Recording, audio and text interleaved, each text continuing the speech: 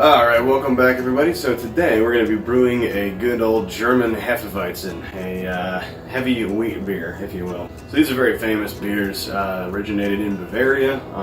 Many fine commercial examples are out there, especially those that are brewed by breweries in Munich and southern places in southern Germany. But anyway, this is going to be my third time, actually, I think, trying to brew a decent wheat beer. I have had issues in the past where I just get really awful efficiencies with wheat malt, and it turns out that like my gravities would be 20 points lower than they were supposed to. Seriously bad stuff. So I'm going to chalk that up to me probably not really knowing too much about what I was even doing when I was trying to do all grain for the first time, brewing in a bag, and not really being sure of how the malts would behave, I guess. It has been a solid year since I attempted doing any sort of wheat beer, so hopefully it works out today. If it doesn't, I'll know it's not just my brewing, it's actually something to do with malts and the efficiencies that I'm going to need to work on. But anyway, so this is going to be the second time that I'm brewing with this setup of the Megapot and the Hot Rod Heat Stick. And last time I actually got ridiculously high efficiency, so I'm going to hope that maybe that'll be enough to solve that efficiency issue, but I don't know. Time will tell. The recipe we're going to use is pretty simple and straightforward. It's just 5 pounds each of wheat malt and Munich malt, and then half a pound of melanoidin malt. Most people are going to be wondering why I'm using Munich malt instead of like Pilsner or two-row or something, light like that. Well, actually, it's because I'm trying to really clone the beefy, chewy flavor of a really well-done Hefeweizen. So I'm like shooting for something that's kind of in the middle between a Hefeweizen and a Dunkelweizen, which is a darker, more maltier, kind of has a lot of Munich malt in it kind of version of a Hefeweizen. So, however, that usually has like things like Special B and Cara Munich and other things. But I'm just shooting for a straight up wheat beer here, nothing too complex in the malt bill. But I'm curious to see what some Munich does. We'll be using an ounce of Hallertau for a single 60-minute bittering edition, and then we'll be using the Yeast 3068 Weinstefan wheat. That's apparently the strain that the Weinstefan brewery actually uses for their wheat beers. So they make excellent wheat beers. So I'm going to go ahead and hope that this one works. I've brewed with it before, and it tastes pretty good. So. Anyway, yeah, it's a smack pack, single smack pack, should be enough for 5 gallons of what we're doing, since it's not a very high gravity. So the first step is going to be just doing simple brew in the bag, single infusion mash at 152 degrees, right in the middle of the road. That should give us a nice and a balanced body as well as fermentability, so hopefully that works out. So we just hit our straight water temperature of 158 degrees, so without further ado, I'm going to pull the heat stick out, and we're going to go in.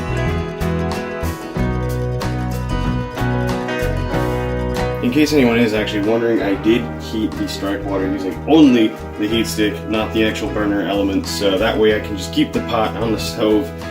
So that way I can just put the insulation and everything on it without taking it off the stove, which is really a great help because this pot is actually very heavy.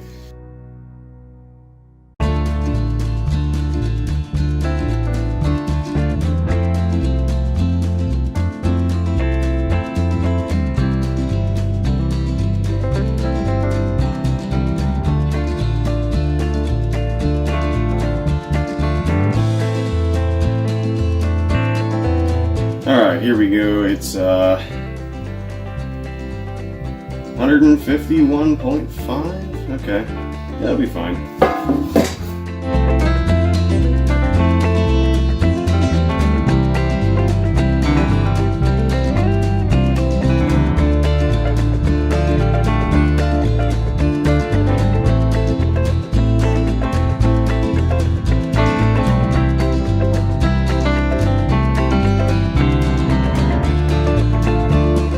Alright, so the mash is complete. It's been about 90 minutes now. So we're going to take a little temperature reading real quick and see what happened.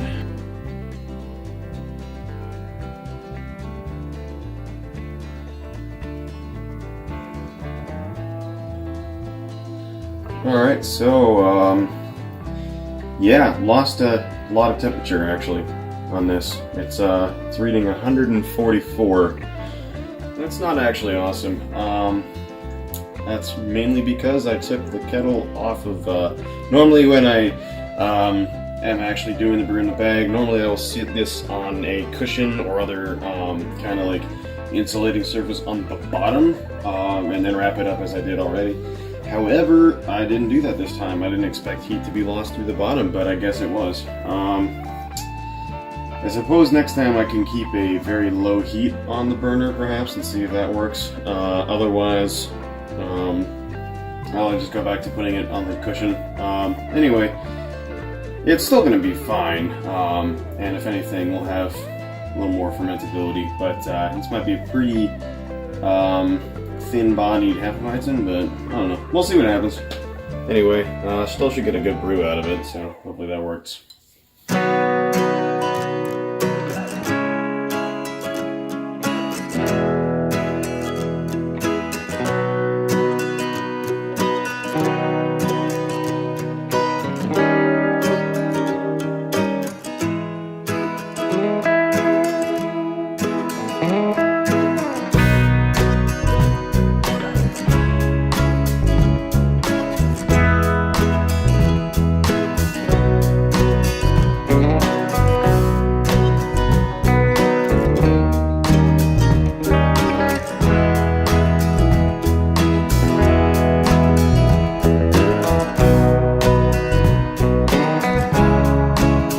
So we've hit our boil, obviously, so now it's time to add the bittering hop addition, the only one that we have today, which is this, the 1 ounce of Hallertau Winkelfrüh.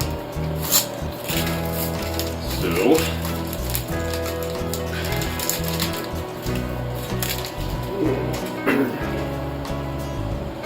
alright, so our estimated pre-boil OG was 1.036. Our actual pre-boil OG reading came in, and that is 1.034. I don't know if you can see this, but yeah, basically, that's huge news, and that's awesome for me because that means that I finally got a good mash with wheat malt. So the answer to that problem is not that the malt is bad, it's that I was mashing wrong before. And it makes sense. So anyway, yeah, the more you do this, the more you learn, the better you get at it. So hopefully this brew goes along just about as well as it started. So far, not starting too badly. Alright, so now it's 15 minutes from the end of the boil. We're going to add our chiller as usual. And the second thing we're going to add is yeast nutrients. So this is enough for 5 gallons. Basically just kind of dead yeast cells and stuff. They basically encourage healthy fermentation.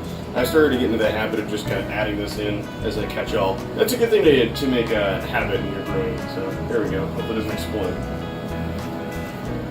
So you'll notice I didn't actually toss Rollflock into this particular beer, and that's mainly because Hefeweizens are a classically unfiltered style. So unlike other German beers, Hefeweizens do not get lagered. They don't get stored cold and clarified via the process of lagering. So I don't need to worry about beer clarity. So I'm just not going to toss Rollflock in. I'm going to save that tablet for another beer. Now, if I was brewing a type of wheat beer known as a Crystal Weizen, that is, in fact, actually clarified and clear. So, in that case, yes, I would throw a Rollflock tablet in, but we're not going to be doing that just yet. As usual, while we're cooling down, I'm going to talk about the fermentation of the beer. So, Hefeweizen yeast generally kicks out 2 primary flavors. So, one of them is an ester, and one of them is a phenol. The ester is the banana flavor that generally people associate with Hefeweizens, and the phenol is like a spicy kind of clovey flavor. So, basically, one of these is going to be dominant over the other unless you ferment it at a very specific temperature. So if you tend to go on, and that's totally fine, if you want to have a beer that has a lot more clove flavor or a lot more banana flavor in it than the other, then more power to you. But basically, if you ferment on the low end of the spectrum, so we're talking 60 degrees or less, you're going to get a lot of clove flavor. That is where the phenol becomes more strong than the ester. Now, if you take the opposite of that and go up past 65 to 70 to higher than that, you'll get a banana flavor, and that comes from that ester. No matter what you choose to do, just understand that one of these flavors is probably going to be dominant than the other, and it's a lot easier to accidentally worm ferment your beer too hard, and you get what's known as a banana bomb, or a Hefeweizen that tastes like you're basically drinking a banana flavored milkshake or something. unless that's what you're going for. So, cool. I'm not. I am going to ferment this at a very strict 62 degrees, if I can manage it. I'm going to try to keep my apartment down to about 62. Try to keep it consistent that way for 2-ish weeks. Our original gravity sample is in, and it's exactly 1.050, which is awesomeness. Considering our estimated original gravity was actually supposed to be 1.049, this is awesome. It is right on target, and 100% very happy with it, so that's always a good thing to see. Anyway, the wort is cooled down now, so I should be able to pitch the yeast pretty quickly. So as you can see, I have a massive fermenter right now. That is 5 gallons of wort in a 7-gallon fermenter. Unfortunately, the homebrew store did not sell a smaller wide mouth carboy, so that's what we got. But that's totally fine for a beer like this, where we're not going to be storing it for an extended period of time, and we're not going to have like oxygenation problems to really worry about. Also, wheat beers do tend to have the extremely violent fermentations, so having that little bit of extra headspace in there is actually good, because that means that we're not going to deal with needing a blow-off tube or something like that.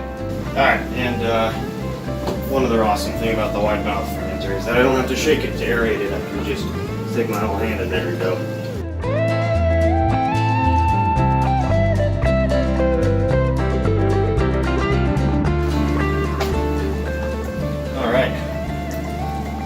Sanitized, swollen, smack pack, and pitch.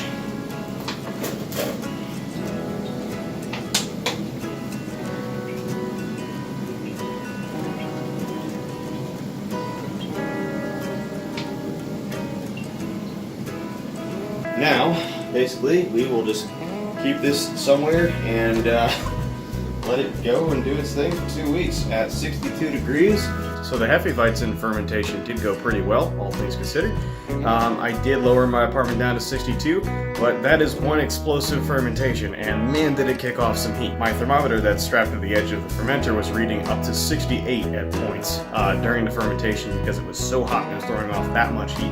So that's just something to keep in mind, that the fermentation activity, mainly the primary stage, will increase the temperature inside of your fermenter up to like 5 or 6 degrees above your ambient room temperature, depending on how active that fermentation actually is. Alright, so our final gravity sample is in, and here we have a final gravity of about 1.008 specific gravity, so that puts us at great attenuation, somewhere along the lines of about 5.5% alcohol, so right on target as to what we're looking for. I did sample this, and so far the flavor is not really unexpected, which is good. Pretty heavy on the clove, but I like that. That's personally what I was going for. Not really too much of a banana bomb here, but we have a little bit of yeast sharpness that'll go away in time.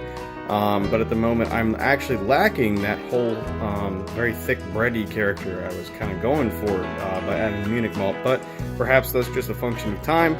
Anyway, it's still a pretty great Hefeweizen, even if it doesn't have a huge amount of breadiness in it. It's only going to get better as the flavors round out, and perhaps, you know, that will become more apparent over time, so we'll see. Alright, so we're back now. It's been about 2 weeks, a little over actually, that the beer's been in the bottle. It's been conditioned, it's fully carbonated, the flavor is right where it needs to be. It's gotten rid of all of that kind of green, new, fresh beer flavor. The yeast sharpness that I was talking about before is gone, so I think it's ready to taste and truly actually analyze. So the final beer is here, and I've titled it Bavarian Bliss.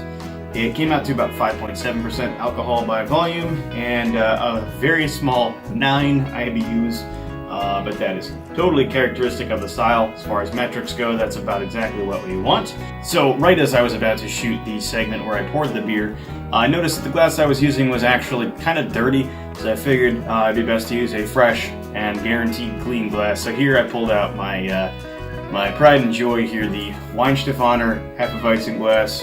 This is one of my favorite beer glasses, actually. It's just a very nice design and quite a joy to look at and drink from. But I think it's fitting because I use the Weinstefan wheat yeast in this beer anyway, so why not use the Weinstefan glass to taste it? So anyway, here we go. Decent level of carbonation.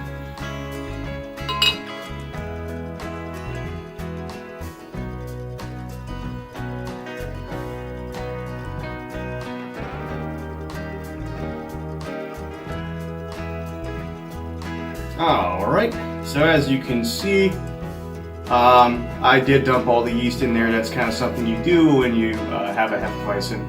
It's kind of a traditional thing. Alright, so the color, as you can see, is quite dark for a Hefeweizen, and that is due to the Munich malt.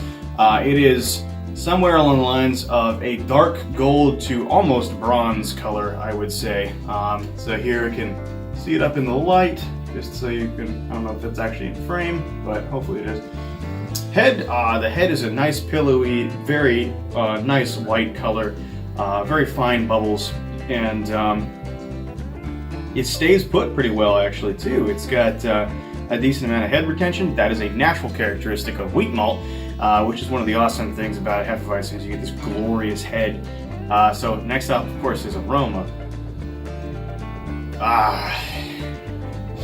There's something super refreshing about the smell of a good Hefeweizen. So this has a very classic German Hefeweizen smell. This aroma brings back some memories of a great, fantastic little German beer bar that was in my college town, and every time we would go down there, I'd usually order a wheat beer at some point during the evening, and it came out and it always smelled glorious like this.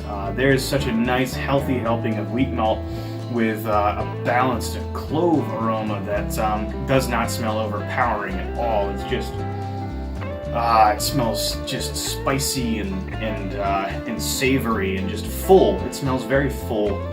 It's a fantastic aroma. This thing just smells great. So next we'll go to the body of the beer.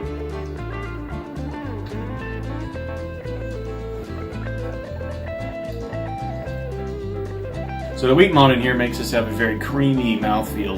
That being said, the body of it is somewhat thin, but that's all right. It's not meant to be a very heavy beer. It's not meant to be super thick, chewy. I think the body's actually honestly where it should be. It's something that you can drink very easily, very quickly, but it's something I definitely want to enjoy.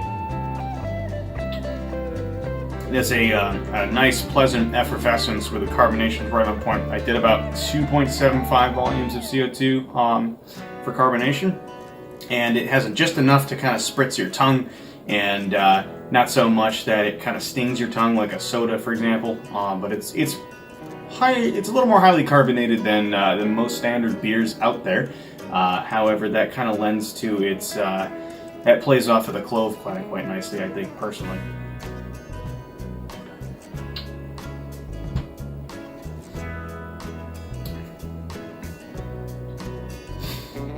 So as far as flavor goes, there's a little bit of banana, but not much, actually. I think the dominant flavor here did turn out to be the clove. That being said, having put that on a background of Munich malt, which is a much breadier, a much fuller kind of flavored malt than simple wheat malt or Pilsner malt, that actually works really well. So like previously in this video, I mentioned when I took an early sample that I didn't think it had a good bready character to it, but that has indeed changed with time. The time in the bottle made that so much nicer. It is smooth and it is bready, and it's got just a very nice balance of malt and clove. So this is actually quite low on the fruity esters, which I'm pretty happy about. That normally happens to me. I normally get more fruity flavor, and since it went up to 68, I was a little concerned that I would get a little more banana flavor, but honestly, this thing has delivered, and this is a great Hefeweizen. I finally was able to brew one that turned out as I designed, so that's very nice. So yeah, I definitely will use the Munich malt in this again, I think, instead of the Pilsner malt. It is a fantastic go-to beer. It's got a great turnaround time. I actually brewed this less than a month ago, and it's ready to go now. So definitely will brew this again. Definitely will use the Munich malt again. And overall, just a fantastic little beer. So I'm very happy with this. As you know, I love my European styles. Alright, that about wraps up the end of this video here. Thanks for sticking around to the end. If you decide to brew this beer, please let me know in the comments below. If you have any other comments, questions, concerns, etc., also feel free to drop those down in the comments as long as they are civil. If you like this video, if you like watching me do what I do, please consider dropping a like or a subscribe. Both of those things really do help my channel out quite a bit. To my current subscribers, thank you for continuing to be awesome. I've enjoyed the dialogue that I've been having with many of you. So, without further ado, I'm going to continue finishing off this lovely beer, and I will catch you in the next one. So, Prost!